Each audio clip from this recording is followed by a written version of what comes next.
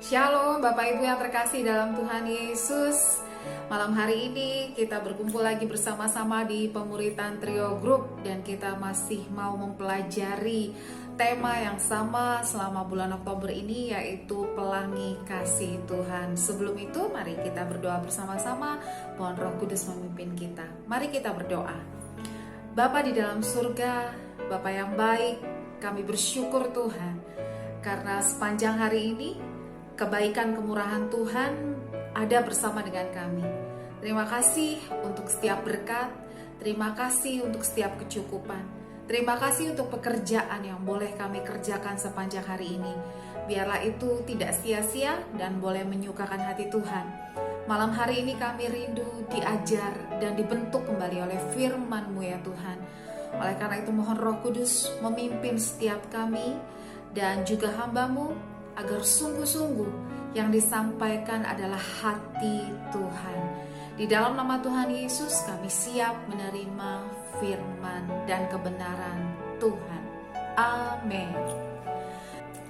Saudaraku, minggu yang lalu kita sudah pelajari bahwa Nuh itu mendapatkan perkenanan Tuhan, kasih karunia Tuhan.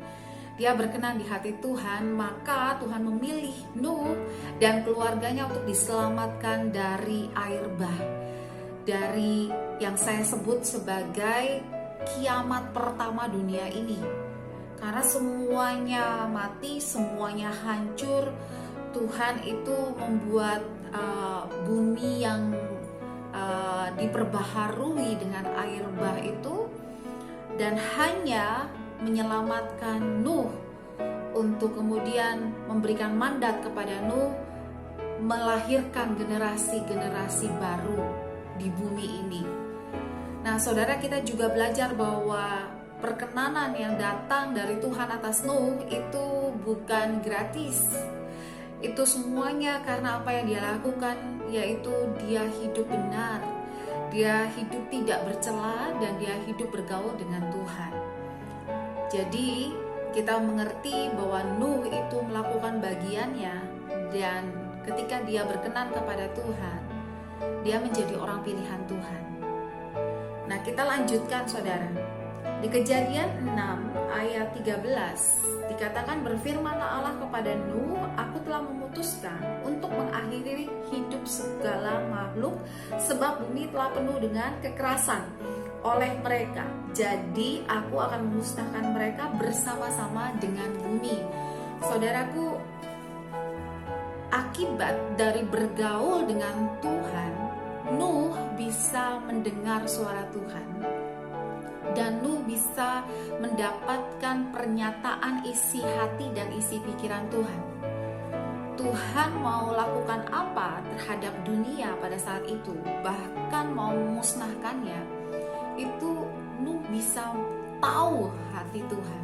Tuhan mau menyatakannya kepada Nuh, dan itu sangat spesial saudara. Saya rasa Nuh tidak berbeda dengan kita. Nuh itu manusia biasa sama kok, tetapi cara hidup dia yang membuat dia mendapatkan privilege untuk dapatkan firman Tuhan, dapatkan remanya, mendapatkan isi hati Tuhan.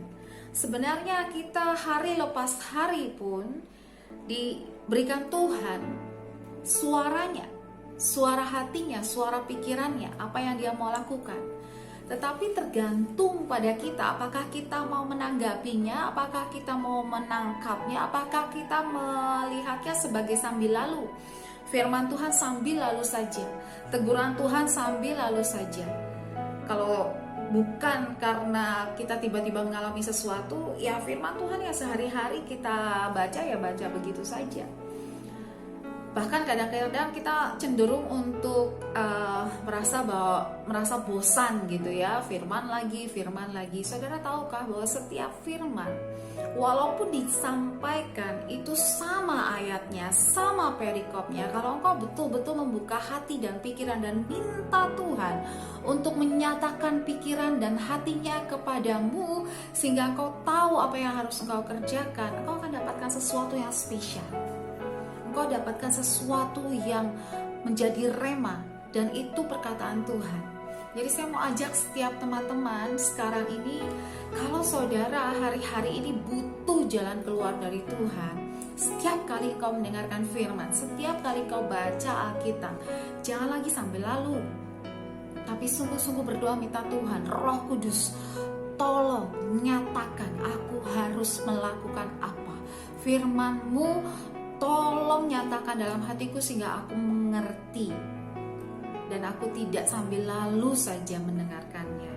Lalu kemudian saudara, kita melihat bahwa walaupun Nuh itu mendapatkan privilege dari Tuhan, Nuh itu bisa dengar suara Tuhan, Nuh itu mendapatkan kasih karunia, tapi untuk keluar dari air bah ini, dari bencana ini, dan kemudian dia bisa melihat pelangi kasih Tuhan, dia itu tidak ongkang-ongkang kaki. Dia itu menerima satu proyek besar dari Tuhan yang bahkan tidak masuk akal pada zaman itu. Dia harus membuat perahu, membuat bahtera yang besar sekali, dan dia membuatnya di daratan, bukan di laut. Dan itu adalah resiko besar bahwa dia harus diolok-olok oleh orang-orang sejamannya, oleh tetangga-tetangganya, oleh teman-teman sepermainannya, bahkan oleh saudara-saudaranya. Nuh itu punya saudara-saudara pasti ya, sama seperti kita. Bayangkan saudara, kalau kita melakukan satu firman Tuhan, lalu kemudian kita diolok-olok sama orang-orang di sekitar kita. Aduh, kamu tuh naif banget. Setiap orang juga melakukan sogok menyogok kok. Kenapa sih kamu gak usah sok rohani banget lah gitu. Kamu gak usah sok kudus banget lah. Yang namanya bisnis, pekerjaan, Tuhan. Saudara, kita belajar dari Nuh. Nuh itu memegang Tuhan sebagai prioritasnya, karena dia tahu di dalam Tuhanlah hidupnya dapat aman. Karena apapun yang terjadi, Tuhan itu bisa handle, bisa pegang kendali. Jadi dia lebih mau dengar suara Tuhan walaupun sukar, walaupun berat. Karena yuk kita perhatikan di Kejadian 6 ayat 13 sampai dengan ayat 16. Ayat 14 dikatakan gini, buatlah bagimu sebuah bahtera dari kayu gofir.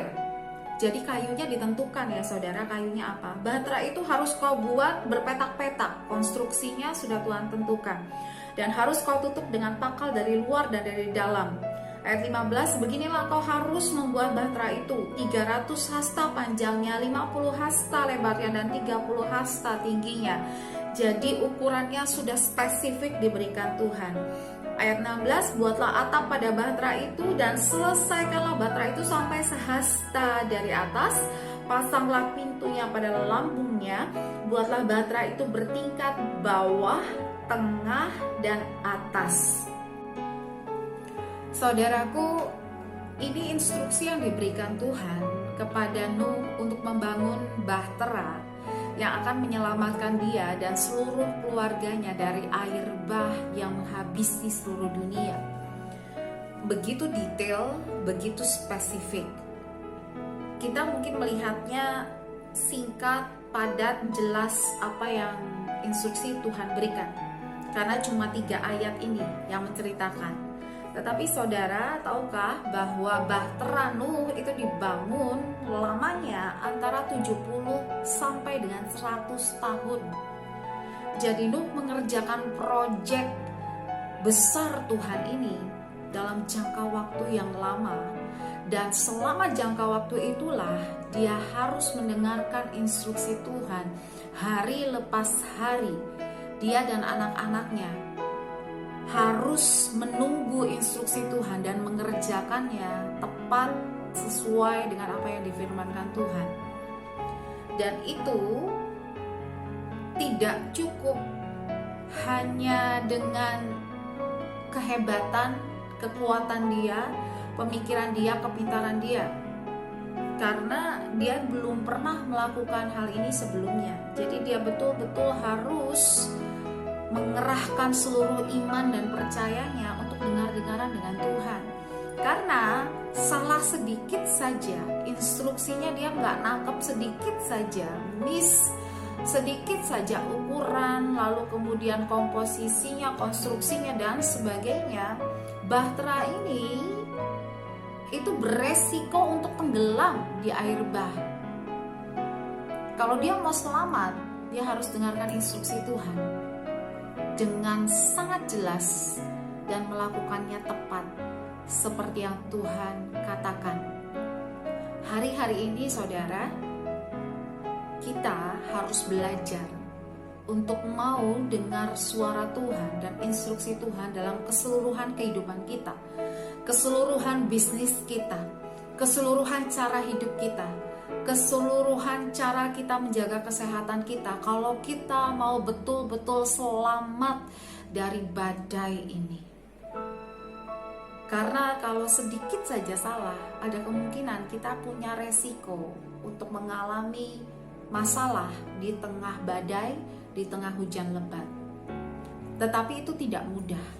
Kadang-kadang orang maunya hal-hal yang instan saja. Dia tahu, Tuhan tahu cara yang terbaik. Lalu banyak anak-anak Tuhan yang cari hamba Tuhan yang punya karunia nubuat. Dia minta didoain, lalu kemudian dia pengennya dikasih tahu aja, saya harus apa? Saya harus doa 10 kali, saya harus puasa 50 hari, saya harus berikan bantuan kepada siapa, saya harus menabur di gereja mana dan sebagainya. Apa yang saya harus lakukan? I will do it. Kadang-kadang seperti itu. Dan akhirnya ini menjadi sesuatu yang salah di mata Tuhan. Karena Tuhan itu bukan Tuhan yang instan. 70 tahun sampai 100 tahun Nuh itu harus mendengarkan instruksi Tuhan. Itu bukan sesuatu yang mudah, tetapi itulah yang menyelamatkan dia. Jadi ayo hari-hari ini jangan cari-cari yang instan. Engkau bisa dengar suara Tuhan dengan jelas, karena Tuhan itu tidak pernah ketika anaknya meminta pertolongan, meminta pimpinan, itu dia jual mahal, dia sok-sokan, tidak mau bicara. Itu Tuhan tidak pernah seperti itu. Cuma kita yang tidak jarang mau invest. Karena saya sering kali mengalami, saya bisa dengar suara Tuhan ketika saya invest waktu, saya bangun pagi-pagi, lalu saya bersekutu tanpa ada suara apapun, saya baca firman tanpa ada gangguan anak-anak, tidak ada gangguan handphone, tidak ada gangguan apapun. Itu Tuhan bicara banyak. Tuhan kasih tahu saya, ayat demi ayat dibukakan dan sebagainya. Dan itu instruksi yang jelas. Tuhan gak pernah instruksinya abu-abu. Tetapi kadang-kadang kita tuh main masuk saja dalam kehidupan kita, masuk saja dalam pekerjaan kita setiap harinya. Lalu kemudian ketika kita menemukan masalah atau tantangan atau kesulitan, kita baru minta Tuhan, Tuhan tolong dong, ini harus apa? Lalu kita mau Tuhan instantly menjawab kita pada saat itu juga, sehingga kita tahu harus bagaimana membereskan itu. Tidak begitu caranya dengan Tuhan. Kau harus dedikasikan pagi-pagi harimu datang pada Tuhan, lalu malam hari sebelum tidur datang pada Tuhan. Hanya engkau dengan Dia, hanya antara engkau berdua. Di situ Tuhan akan bicara banyak, di situ Tuhan akan jelaskan banyak. Saudara, saya mau encourage saudara untuk mengalami ini, supaya engkau bisa betul-betul menyadari bahwa Tuhan itu instruksinya jelas buat hidup saya. Tuhan itu instruksinya jelas buat usaha saya. Tuhan itu instruksinya jelas untuk keuangan saya. Tapi dapatkan itu dengan personal relationship dengan Tuhan. Lalu kemudian saudaraku, yang berikutnya di ayat 18, Tuhan berkata begini kepada Nuh, tetapi dengan engkau aku akan mengadakan perjanjianku. Jadi Tuhan katakan kita mau bikin perjanjian ya. Dan engkau akan masuk dalam bahtera itu, engkau bersama-sama dengan anak-anakmu dan istrimu dan istri anak-anakmu. Jadi Tuhan berkata begini, kita akan bikin perjanjian supaya keselamatanku, perlindunganku, berkatku itu berlaku atasmu. Saudara, bedakan janji dengan perjanjian. Janji itu adalah sesuatu yang diberikan seseorang, tapi tergantung dengan orang itu mau lakukan apa enggak, ya kan? Tetapi perjanjian berbeda. Perjanjian itu punya kekuatan hukum. Ketika saudara melakukan perjanjian kerjasama, ada kekuatan hukum, saudara tanda tangan perjanjian kerjasamanya. Kalau ada perjanjian jual beli, saudara tanda tangan di notaris bahwa itu punya kekuatan hukum. Saudara, perjanjian Nuh dengan Allah itu punya kekuatan hukum. Dan kadang-kadang anak-anak Tuhan itu berpikir bahwa semua janji Tuhan yang indah-indah, yang bagus-bagus yang ada di sini itu adalah milik dia secara otomatis. Karena dia percaya pada Tuhan Yesus, karena dia pengikut Yesus, bahwa semua janji yang ada di Alkitab ini bahwa engkau akan terus naik dan tidak turun, engkau akan menjadi kepala dan bukan ekor, tingkap-tingkap langit dibukakan, jalan-jalan dibukakan, itu menjadi bagian dia secara otomatis. Saudaraku, janji firman Tuhan akan terjadi atas hidupmu, akan terjadi atas hidupku ketika engkau dan aku ada di dalam perjanjian yang punya kekuatan hukum bersama dengan Tuhan. Kalau kita tidak pernah membuat perjanjian, jangan pernah menuntut janji Tuhan. Contohnya begini saudara, ada janji Tuhan mengenai hari Sabat, gitu ya. Banyak orang berpikir bahwa itu kan perjanjian lama. Tetapi Sabat itu mengandung janji bahwa walaupun engkau beristirahat, engkau tetap akan diberkati Tuhan. Walaupun saat itu, hari itu engkau tidak bekerja, berkat Tuhan akan terus mengalir. Bahkan Tuhan menyediakan 2 kali lipat sebelum Sabat. Orang ingin 2 kali lipatnya. Orang ingin berkat yang double porsinya dulu, tetapi tidak ikut dalam perjanjiannya, tapi mau janjinya. Itu gak bisa terjadi seperti itu. Memang janji-janji Tuhan banyak yang sekarang sudah tidak berpengaruh pada keselamatan. Jadi bedakan ya, kalau perjanjian tentang keselamatan itu tentang keselamatan kita, tetapi mengenai Sabat, mengenai perpuluhan, itu engkau lakukan atau tidak, itu tidak mempengaruhi keselamatanmu selama engkau terus berpegang pada kepercayaan bahwa Yesus adalah anak Allah, bahwa salib itu adalah pendamaian kita dengan Tuhan, dengan Allah, dan Roh Kudus itu adalah meterai kita. Selama engkau terus berpegang itu dan kau tidak meninggalkan Tuhan, kau akan terus pegang keselamatan. Tetapi janji-janji di dalam perpuluhan, di dalam Sabat, di dalam janji murah hati, janji kebahagiaan dan sebagainya, itu tergantung apakah engkau ada dalam perjanjian itu atau tidak. Jadi ketika engkau melakukan Sabat, engkau berarti masuk dalam perjanjian itu dan engkau mengatakan, Tuhan, aku janji bahwa setiap hari Minggu aku akan sungguh-sungguh hanya untuk Tuhan beribadah dan hanya untuk keluargaku. Dan karena kita masuk dalam perjanjian itu, kita itu punya hak untuk menikmati janji itu. Itu contohnya. Perpuluhan juga seperti itu, saudara. Saudara lakukan perpuluhan atau tidak, itu tidak mempengaruhi keselamatanmu kok, gitu. Tetapi mempengaruhi apa yang engkau dapatkan. Tuhan bilang begini, ujilah aku. Kalau engkau mengembalikan persepuluhan, apakah aku tidak akan membukakan bagimu tingkap-tingkap langit, lalu mendatangkan bagimu berkat-berkat dan kemudian menghalaukan bagimu belalang. Ada orang yang mengatakan, enggak usah lah gitu, pokoknya aku kasih persembahan dan sebagainya. Fine, dia tetap anak Tuhan, dia tetap selamat. Tetapi dia tidak menikmati yang namanya tingkap-tingkap langit dibukakan dan berkat dicurahkan.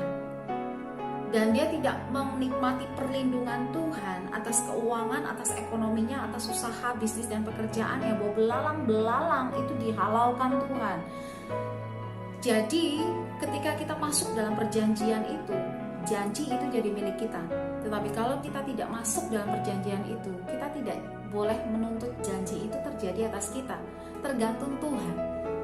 Kalau Tuhan bermurah hati pada kita, walaupun kita nggak lakukan, Tuhan bisa kasih saja berkat pada kita. Jadi saya berharap saudara mengerti dari pembelajaran kita hari ini bahwa pelangi kasih Tuhan itu sebenarnya tersedia untuk semua orang. Dan setiap kali badai, Tuhan itu pasti menyediakan bahtera untuk menyelamatkan anak-anaknya. Tetapi anak-anaknya harus mendengarkan instruksinya. Daily activity harus dilakukan sesuai dengan instruksi. Seperti di ayat 22 dikatakan, lalu Nuh melakukannya tepat seperti yang difirmankan Tuhan. Kalau kita tidak melakukan tepat, kalau tidak mengerjakan sesuai dengan instruksi Tuhan, tetapi sesuai dengan instruksi hati kita, sesuai dengan instruksi pikiran kita, sesuai dengan instruksi orang lain, teman-teman, saudara, jangan menuntut, jangan komplain sama Tuhan kalau ternyata itu nggak berhasil. Lalu kemudian masuk dalam perjanjian, lakukan firman Tuhan. Itu artinya kita ada di dalam perjanjian bahwa kita melakukan bagian kita dengan iman, dengan percaya, dan Tuhan akan melakukan bagian yang sudah Dia janjikan. Jadi janji itu menjadi milik kita.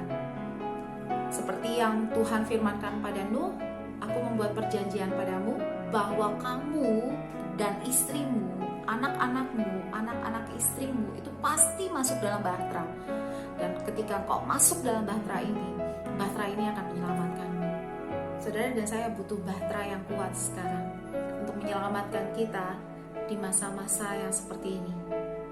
Dan kita hari ini sudah belajar apa yang harus kita lakukan. Dan kemudian saudara, perjanjian itu yang diberikan Tuhan oleh Nuh berlaku untuk seluruh keluarga. Jadi ketika saudara melakukan satu firman Tuhan, ketika saudara mendedikasikan hidupmu untuk mengikuti tuntunan Tuhan, saudara tidak melakukannya untuk dirimu sendiri. Saudara melakukannya juga untuk keluargamu, juga untuk anak-anakmu. Jadi apa yang kita korbankan, apa yang kita lakukan, apa yang kita dedikasikan kepada Tuhan, Tuhan itu memberikan janjinya kepada satu keturunan.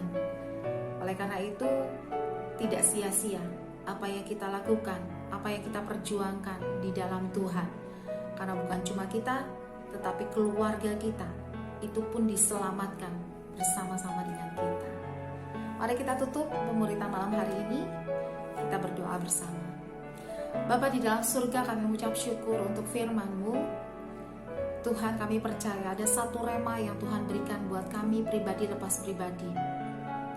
Firman yang sama disampaikan, tetapi Roh Kudus bisa menerjemahkan kepada kami sesuai dengan kebutuhan kami. Tuhan, kami tahu instruksi daripada Tuhan itu sangat kami perlukan. Tapi kami mohon hati yang betul-betul mau tunduk taat. Hati yang betul-betul mau mengerjakan seperti Nuh, tepat seperti yang difirmankan Tuhan. Dan Tuhan, kami mau ada dalam perjanjian-Mu. Karena kami tahu, selama kami dalam perjanjian Tuhan, janji Tuhan ya dan amin menjadi milik kami.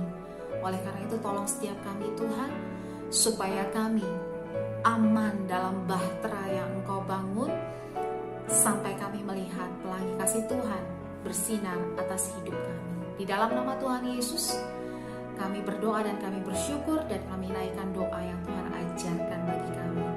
Bapa kami di dalam surga, dikuduskanlah nama-Mu, datanglah kerajaan-Mu, jadilah kehendak-Mu di bumi seperti di surga. Berikanlah kami pada hari ini makanan kami yang secukupnya, dan ampunilah kami akan kesalahan kami, seperti kami juga mengampuni orang yang bersalah kepada kami. Dan jangan bawa kami ke dalam pencobaan, tetapi lepaskanlah kami daripada yang jahat. Karena Engkau yang punya kerajaan dan kuasa dan kemuliaan sampai selama-lamanya. Amin. Mari arahkan hatimu, kita terima berkat yang terbaik dari Tuhan. Tuhan Yesus melindungi engkau, dan Tuhan Yesus menjagai engkau. Sehari-hari dalam kehidupanmu, dalam pekerjaanmu, Dia ada bersama dengan engkau. Dia menuntun engkau dengan hikmat dan kebijaksanaannya. Dia memberi engkau hati yang tunduk taat dan dengar-dengaran dengan pimpinannya. Anugerah dari Allah Bapa, cinta kasih dari Tuhan Yesus, persekutuan dengan Roh Kudus akan bersama dengan engkau dari malam hari ini sampai Maranatha, bahkan sampai selama-lamanya. Mari sama-sama kita katakan amin. Selamat istirahat saudaraku, Tuhan Yesus memberkati.